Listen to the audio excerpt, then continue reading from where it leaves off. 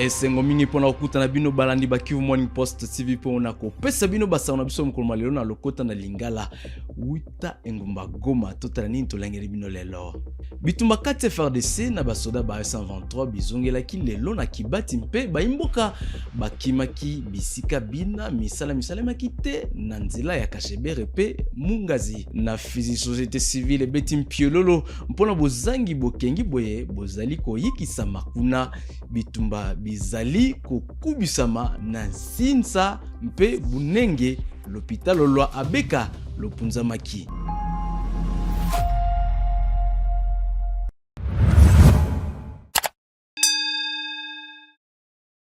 Mbotele susu na bino banso. To banda basango na biso na Kibati epai wapi bondongo ni kati ya FRDC na 23 bosalemaki lelo misala mitelemisaki o balabala ya Kashebere mpe Mungazi baimboka bapalanganaki tolanda. Des affrontements intenses ont éclaté ce lundi matin dans l'agglomération de Kibati, groupement de Luberiké dans le territoire de Walikale au nord Kivu à l'est de la République démocratique du Congo. Selon une source locale contactée par Kivu Morning Post, les FARDC appuyés par le milicien Wazalendo ont lancé un assaut contre les positions de la 123 pour tenter de le repousser. Les détonations d'armes lourdes et légères ont provoqué la suspension du trafic entre Kashebere et Mungazi. Depuis tôt le matin, nous avons entendu des détonations d'armes depuis Kashebere. Les Wazalendo ont attaqué la position avancée de la 123 sur la colline de Kibati. Les affrontements ont duré toute la matinée. Jusqu'à présent, des tirs sporadiques se font entendre car les combattants du 123 ont repoussé l'attaque, a témoigné un habitant de Kashebere sous anonymat.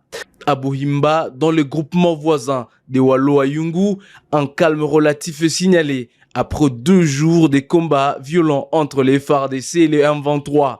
Les combattants du M23 se sont repliés vers Muhanga et Kasopo en territoire voisin de Masisi. La localité de Buhimba reste sous contrôle des forces gouvernementales selon une source locale. Ces affrontements ont provoqué de nouveaux déplacements des populations. Les habitants des villages voisins d'Engenge, Kaliki et Kangati se sont réfugiés dans la brousse alors qu'ils venaient à peine de regagner leur foyer. À Buhimba, les civils sont toujours dispersés dans la brousse ou installés à Lushali et Nyabiondo depuis près de 6 mois. La situation sécuritaire demeure critique dans le territoire de Masisi et dans plusieurs groupements de Walikale malgré les appels répétés au cessez-le-feu. L'armée congolaise continue d'utiliser artillerie et avions de combat pour frapper les positions des 123 le long de l'axe Moulou, Borora jusqu'à Kibati. Le 2 janvier, un drone de FARDC a raté sa cible à Masisi Centre, explosant sur des habitants et causant plus de 40 blessés civils et au moins 6 morts.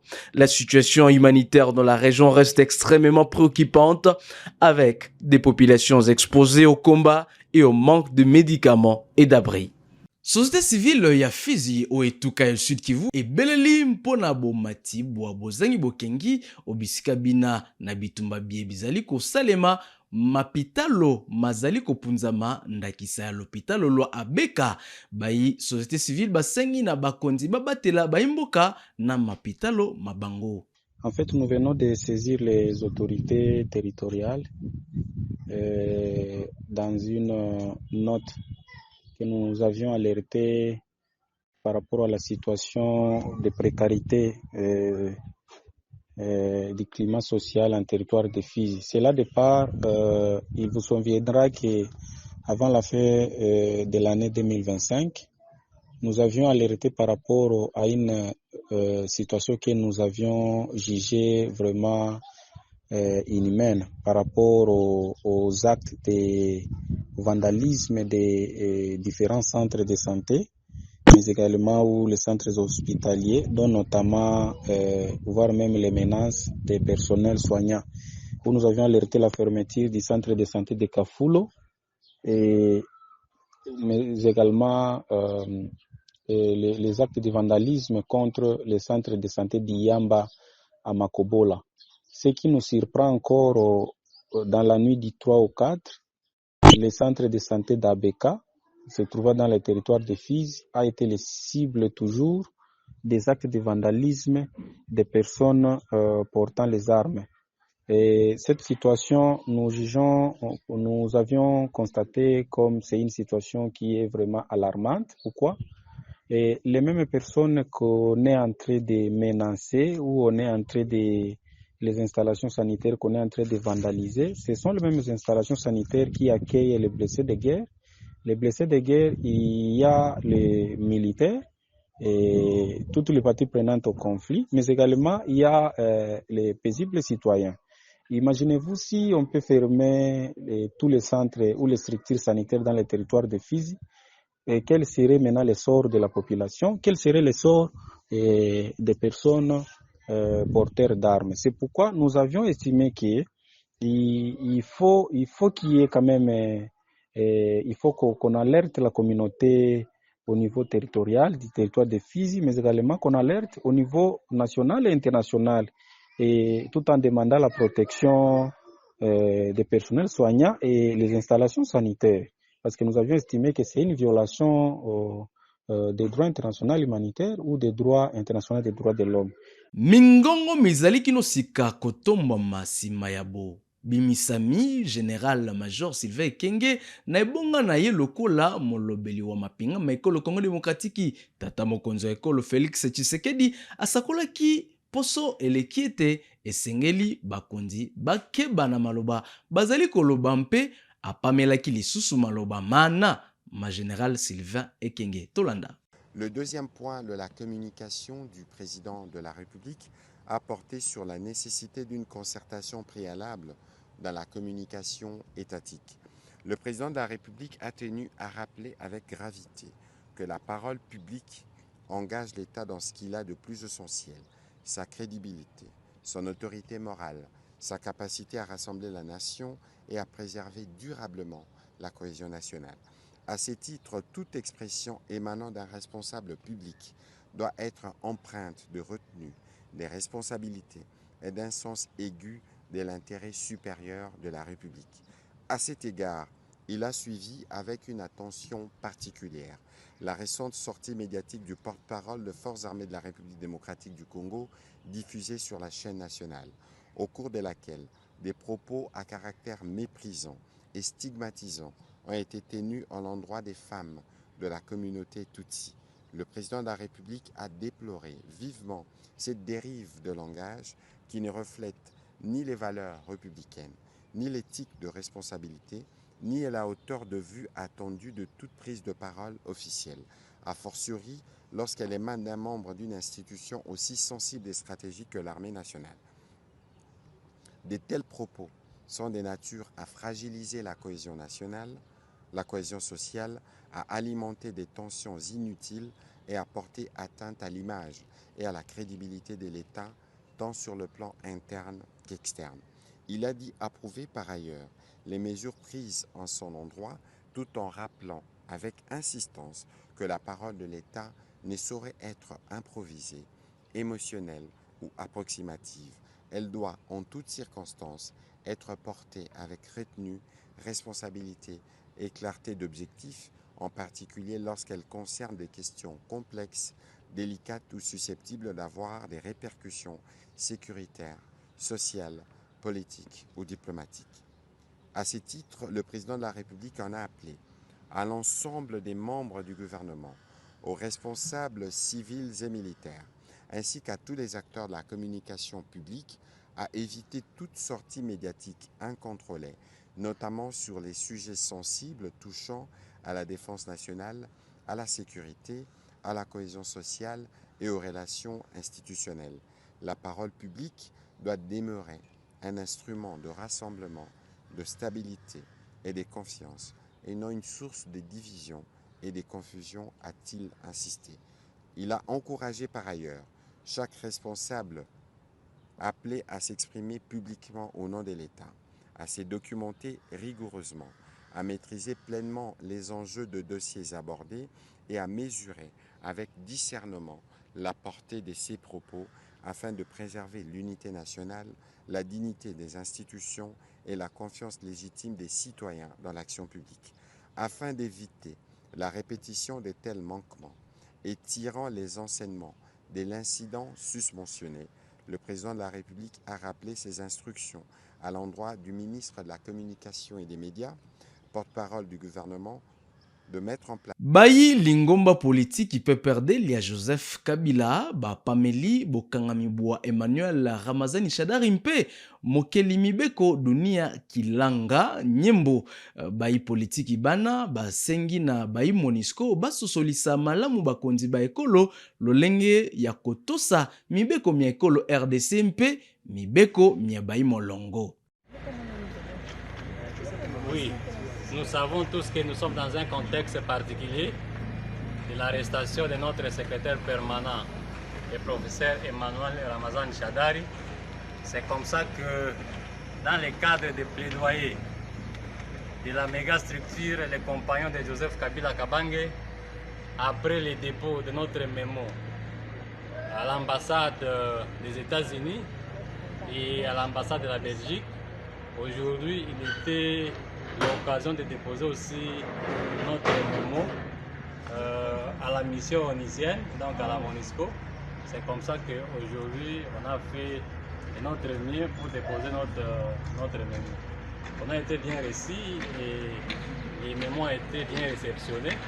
Et on va suivre toujours pour voir comment on va obtenir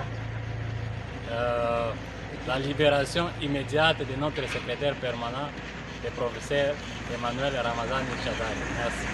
Kaka na politiki, Mike Mukebai a commis Mukambia Liboke topé coordination lingomba politique il y a Ensemble pour la République na Kinshasa Mukolomwa e Ngamoleki bayi lingomba lina bazalaki na milulu miako yangela bakonzi babango na Kinshasa mpe basakolaki ete bazali kokoba kokabola te makanisima bakonzi bayi bazali kokamba ekolo sika. Sortie officielle ce samedi 3 janvier 2026 de la nouvelle équipe dirigeante de Ensemble pour la République, ville-province de Kinshasa, après sa mise en place par le président national Moïse Katumbi Chapwe.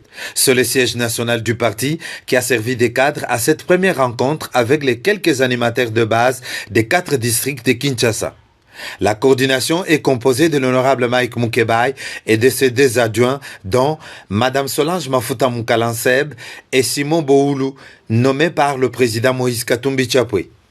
Pour afficher au grand complet, en vue de son bon fonctionnement, la coordination a été complétée par 4 autres membres nommés par le secrétaire général, honorable Dieudonné Boulengetenge Balia, dont la trésorière Patricia Kalukodi Onden et son adjoint Louis-David Inka. Du rapporteur Papi Mouezé et de son adjoint Pichou Mabiala. Cette nouvelle équipe que conduit Mike Mukebai vient avec un nouveau vent, ancré sur Diriger autrement, sous le ton Kinshasa lève-toi et brille. Très content de se retrouver parmi ses siens, l'honorable Mike Mukebai compte sur l'apport de tout le monde, envie de marcher sur la dictature installée depuis très longtemps par le régime en place. Je crois pas qu'il y a eu les cannes. Il faut reconnaître que l'initiative politique aujourd'hui est un peu confisquée par les belligérants. Ils nous imposent leur rythme à eux.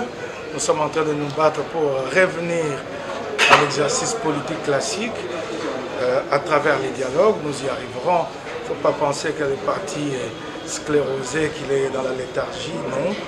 Nous connaissons un flottement, nous le reconnaissons. Mais nous nous battons pour reprendre. Donc je crois que ma nomination et celle de mes collaborateurs est placée sous le signe de la redynamisation. Vous savez très bien que nous avons eu un grand conclave au début de l'année à Bruxelles et qu'il a été décidé de réactiver le parti, travailler à le redynamiser et surtout aussi à relancer l'implantation. C'est-à-dire ce que ça veut dire en français, il y a une dictature qui s'est installée avec M. Tshisekedi. Nous allons donner un coup d'arrêt à cette dictature. C'est clair. Nous allons nous dresser contre la dictature de M. Tshisekedi.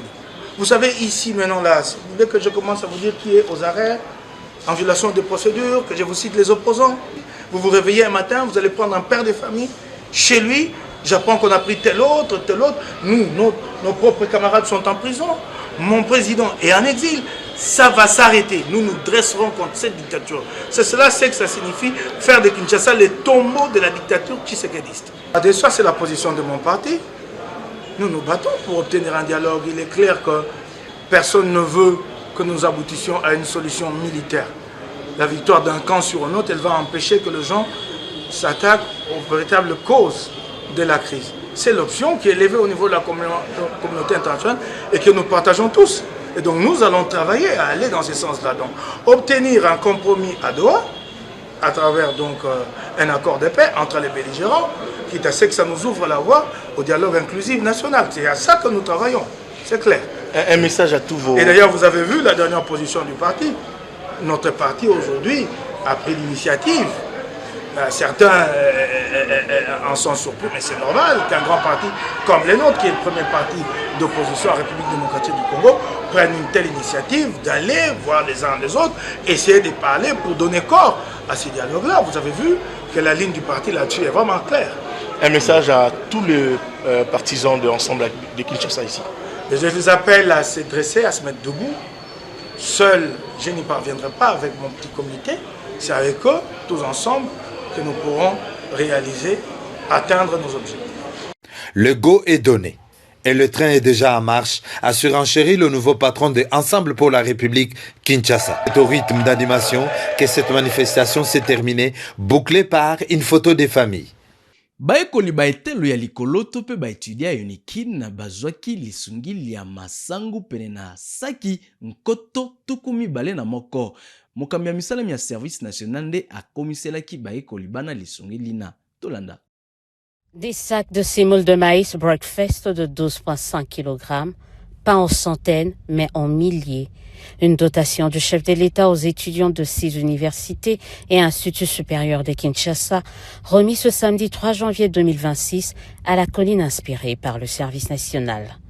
Un brassage, un mixage de compétences entre ces structures rattachées à la présidence de la République et ces différentes entités universitaires qui se renforcent au jour le jour. 21 000 sacs de farine de maïs made in KCC, l'acte est d'une importance capitale, affirme le recteur de l'UNIKIN, Jean-Marie Kaembe. Je pense que comme moi, vous savez que ventre affamé n'a point d'oreille. Est-ce qu'il pouvait mieux penser pour la jeunesse congolaise que de fournir à manger à cette jeunesse? Mais il le fait, c'est en invitant la jeunesse à s'investir davantage dans la production des richesses, mais c'est aussi ce qu'il dit toujours, la revanche du sol sur le sous-sol. Voilà pourquoi l'agriculture et l'exemple du service national est plus qu'un exemple à suivre. Après la réfection des hommes, la remise des bancs pupitres, la remise des semoules de maïs, les étudiants congolais longtemps abandonnés redeviennent peu à peu les enfants gâtés de la République. Ils en sont conscients. Au-delà de remerciements, ils espèrent plus de la part de celui qu'ils qualifient de grand chancelier de l'enseignement supérieur et universitaire, le président Tshisekedi. Je ne peux que remercier le chef de l'État, lui qui ne cesse à être le grand chancelier des établissements d'enseignement supérieur de la République démocratique du Congo. Il a pensé à nous, cela prouve combien il tient à ce que la jeunesse puisse émerger dans de bonnes conditions. Nous savons qu'aujourd'hui, ce ne sont pas tous les étudiants qui ont la facilité de se procurer des denrées. Avec ce don, on sait qu'il y a certains qui vont pouvoir manger à leur faim. Hier, on était content avec le banc, aujourd'hui nous sommes contents avec le sac de farine. Nous espérons vivre encore de grandes réalisations avec le chef de l'État. Quand on parle des étudiants, ce sont des cadres, les futurs cadres. Mais alors, quand le président songe à cette jeunesse, ça sent bon et nous sommes sûrs et certains que ce pays ira de l'avant avec lui. Que Dieu lui bénisse et qu'il lui accompagne durant tout son mandat. Et j'étais aussi encouragé et puis à féliciter le général pour ce geste parce qu'avec le service national, premièrement c'était avec les bancs, aujourd'hui c'est avec le maïs et nous espérons encore qu'avec le temps, ça va encore s'améliorer. Et puis voilà, au nom des étudiants de l'Université de Kinshasa, nous disons un grand merci au chef de l'État ainsi qu'au service national. En s'attaquant à la restauration estudiantine, le service national, comme dans ses habitudes, obéit à une instruction, celle du premier bâtisseur, déterminé à réactiver certaines pratiques qui faisaient jadis la fierté des universités congolaises. Il y a près de 40 ans que l'État congolais avait décidé de fermer les restaurants dans les universités et instituts supérieurs de l'époque. Privé de sa bourse, l'étudiant congolais devait se débrouiller seul pour payer son minerval et se nourrir. Pour le président de la République, les choses doivent changer. Nos étudiants et nos établissements d'enseignement supérieur et universitaire ne doivent plus jamais être orphelins. Une minute de silence a été observée, une pensée aux étudiants qui se trouvent dans des zones occupées. Une promesse a été faite, celle de ne pas oublier les universités et instituts supérieurs qui n'ont pas encore bénéficié de ce geste de solidarité du président de la République. Tolobela sika bisano bia ndembo ba Léopard ba ekolo RDC ba kokutana na ba beti ndembo ba Fenec ba ekolo Algérie bisano biango bikosalema lobi mukolo mwa motoba mwa sanza ya yambo ya mobu mwa sika na ngonga ya zomi na mwambe ya ngumba Goma. Sébastien de Sabre, entraîneur ya ba Léopard, asakola kete manso masalemi sika poete elonga ezala ongambu ya ekolo Congo démocratique.